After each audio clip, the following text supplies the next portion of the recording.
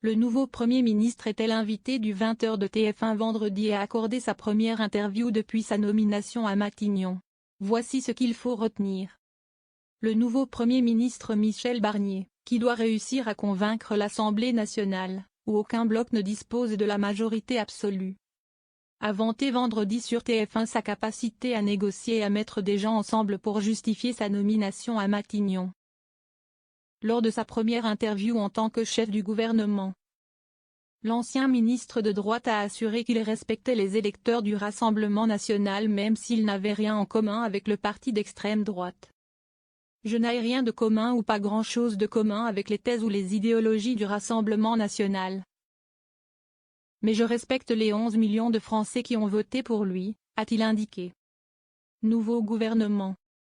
Le nouveau locataire de Matignon a assuré que le groupe qu'il formerait ne sera pas un gouvernement de droite et qu'il comporterait des gens de gauche. Et peut-être des ministres sortants.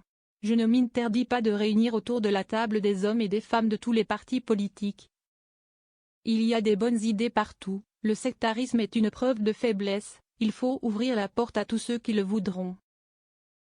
Immigration, services publics et déficit. Michel Barnier, dont les positions sur l'immigration ont toujours été très fermes, entend maîtriser les flux migratoires avec des mesures concrètes. On a toujours le sentiment que les frontières sont des passoires et que les flux migratoires ne sont pas maîtrisés, a-t-il déclaré. Citant aussi la révalorisation du travail et les services publics qui sont aussi un besoin immense dans les quartiers urbains, mais dans les campagnes aussi. Reprenant ainsi les grandes lignes du pacte législatif présenté par son parti Les Républicains en juillet, dont il a besoin du soutien à l'Assemblée. Interrogé sur le déficit public abyssal, qui devrait se creuser encore à 5,6% du PIB cette année, le Premier ministre a répondu.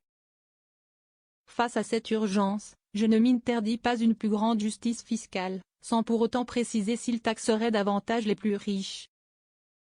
La réforme des retraites. Le Premier ministre a déclaré vouloir ouvrir le débat pour une amélioration de la réforme controversée sur les retraites sans pour autant tout remettre en cause. Je vais ouvrir le débat sur l'amélioration de cette loi pour les personnes les plus fragiles et je le ferai avec les partenaires sociaux, a-t-il affirmé. Partisan lors de la primaire LR en 2021 d'un report de l'âge légal à 65 ans. Michel Barnier s'est refusé à dire s'il reviendrait sur l'âge de départ à la retraite de 64 ans inscrit dans cette réforme. Ne me demandez pas de dire où nous allons aboutir. Je veux engager sur ce sujet une amélioration, mais en respectant le cadre budgétaire. Je m'exprimerai devant l'Assemblée nationale et aussi au Sénat dans les prochaines semaines sur ce sujet qui est très grave. On ne va pas tout remettre en cause. Cette loi a été votée dans des conditions très difficiles. Elle a exigé des débats, a-t-il affirmé. Je pense qu'on travaille mieux avec le Parlement, y compris dans les situations difficiles où nous sommes.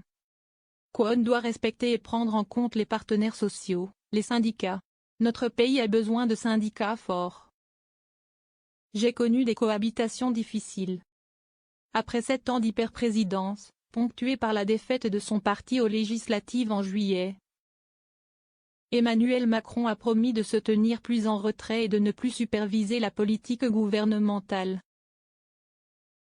Le Premier ministre a assuré que le président allait présider et le gouvernement gouverner. Le gouvernement est responsable, il y a une indépendance.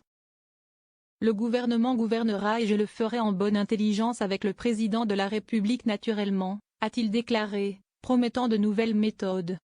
Michel Barnier, sans majorité absolue, sera sous la menace permanente d'une motion de censure du Rassemblement national.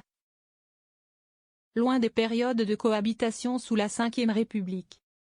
J'ai connu des cohabitations difficiles quand j'étais un des ministres mais nous ne sommes pas dans cette situation-là, a-t-il concédé, l'Élysée esquissant de son côté une coexistence exigeante.